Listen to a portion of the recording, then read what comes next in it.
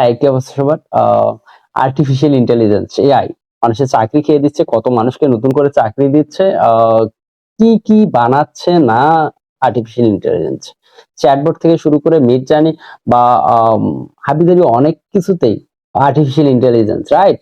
মানুষকে কতগুলো চাকরি দিচ্ছে, কতগুলো চাকরি খেয়ে দিচ্ছে, আমি ওইটা বলতে আসিনি। ওয়ার্ল্ড ইকোনমিক ফোরাম একটা 2020 সালে একটা রিপোর্ট পাবলিশ করছে যে আসলে 85 মিলিয়ন পিপল তারা হচ্ছে জব লস করবে and 97 million job opportunity create হবে। আমি আসলে অত কিছু বলতে আসিনি। আমি যে পয়েন্টটা নিয়ে কথা বলতে চাচ্ছিলাম বা ভিডিওটা মেক করা, সেটা হচ্ছে অনেক সময় আপনি আমি বা আমরা দেখি না যে আসলে কোনো কিছুতে পক্ষপাতিত্ব করি, কোন একটা বিষয়কে প্রাধান্য দেই আর কোন একটা বিষয়কে প্রাধান্য দেই না, রাইট?